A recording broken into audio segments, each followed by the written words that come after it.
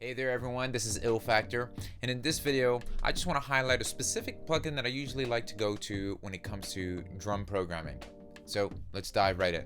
And when it comes to drums, I'll usually dedicate a time of the week in which I'm not focusing on projects or not collaborating with any other artists, and I'll just comb through some samples, find some one hits, some cool sounds, and customize some drum racks. That way, when I step into a situation or a project or a session in which I need to just create something from scratch, I have some new arsenal to work with. So it just keeps the whole rotation fresh, and it gets me prepared, and it's just a lot easier to hit the ground running that way. So I definitely encourage you to do the same.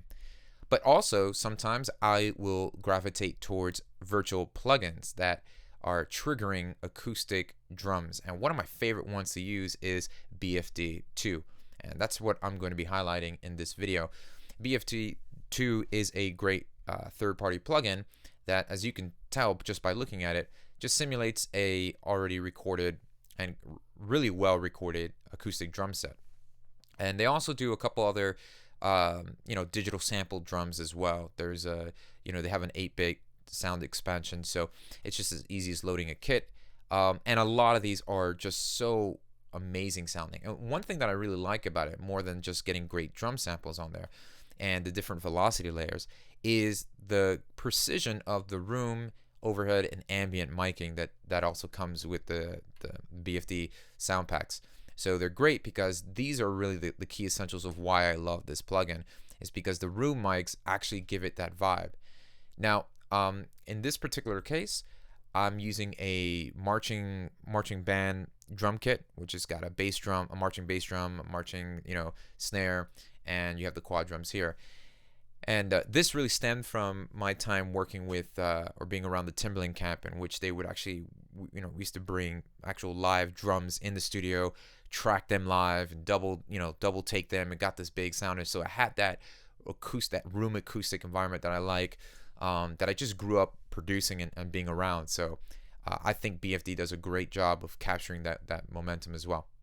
So let me just play the beat, and then we'll go ahead and break down the beat and the drums and just kind of show you this process.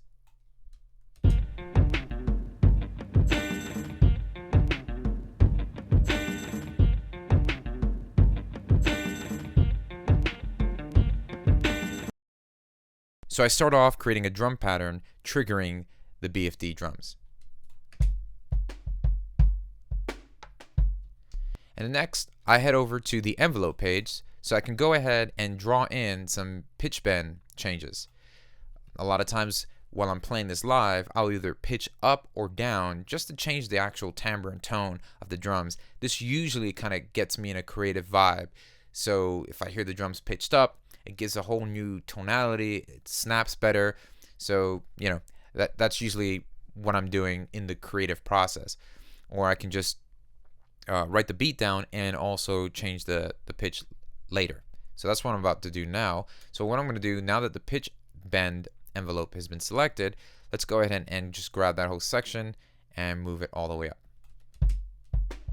Now, you notice that it's not actually changing the pitch. So what I'd advise you to do, if this happens with you as well, is to play it and change the pitch while doing so.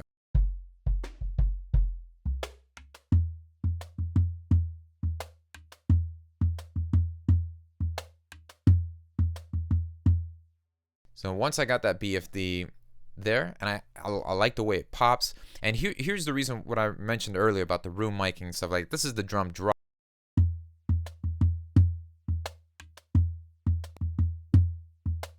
and that's cool.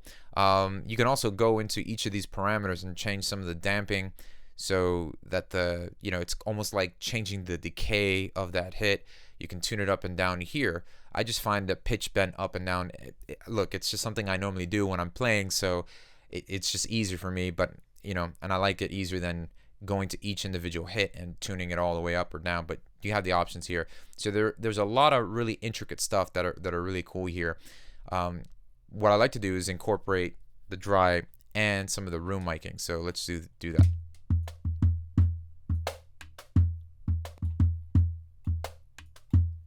Maybe a little of the overhead.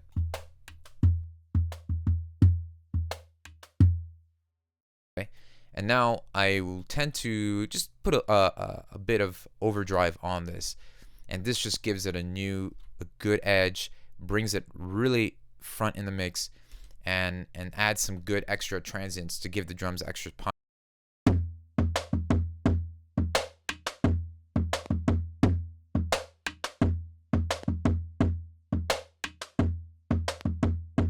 Now after that, I'll just do some compression. I'm using the UAD LA2A on this, and this is just a much more slower acting compressor, and this is just going to give you nice even dynamics.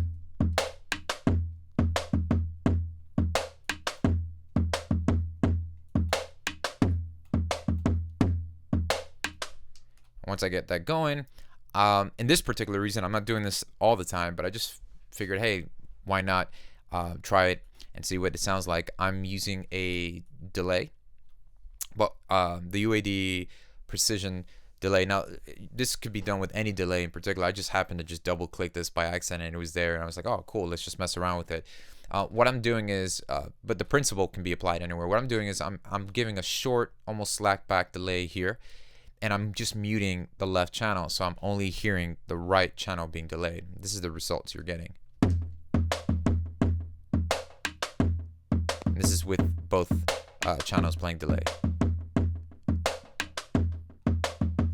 Now, with the left channel being delayed, it added that extra subdivision in there, which is cool. It might be cool, but for me, muting the left channel on the delay made it a little bit more, I don't know how to say it, but other than just gave it more swag, it just gave it a better feel and a better vibe. And that to me means everything when it comes to drums. It's just like all about that vibe, you know, the pocket that you're creating. So when I muted the left channel, just out of mere experimenting of what it would sound like, and that's usually a lot of the times of what I'm doing, I just like the vibe that it gave just having the right being delayed. And so let's listen to that.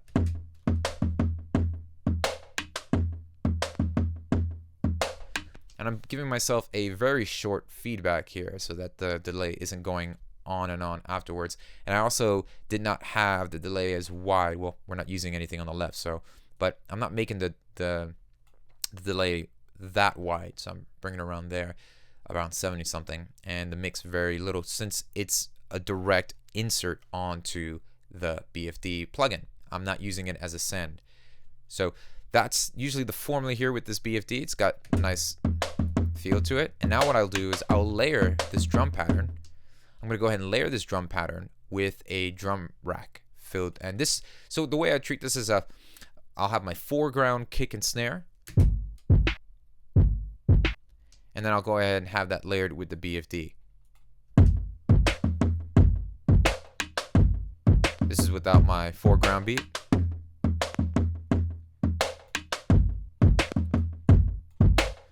And then I'll just go ahead and put some more texture to that with this drum loop I found. Now the crazy thing with this drum loop is it's starting wrong. And those are these happy accidents that I love, that I usually stumble across when warping loops in Ableton Live. And just give yourself the freedom and the creativity to just throw things in there and, you know, tweak them up with the warping and just see, you know, hey, this vibe out. This actually happened when I was previewing the loops in my browser. It started on the downbeat, but it was off, but yet it felt right in time. So listening to this by itself, you would notice that the actual downbeat of this loop starts here. But I'm giving this extra little space here because that gap gives this nice little call and response with the drums. So let's put this together with the rest of the beat.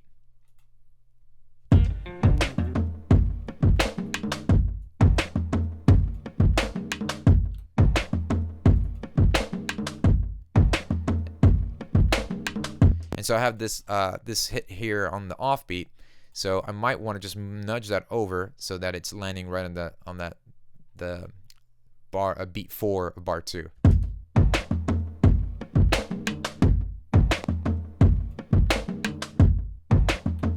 So I really like that pause because it accents the hit. And that's a great tool to utilize, is silence. Having that silence there with some drum loops can really help accent whatever other element you have in there in its place. So that's a really cool thing that you can do. So I treat the silence, believe it or not, as an accent for just another instrument that's playing at that same beat. So here are the drums. And now I'll go ahead and just incorporate this cool little sample.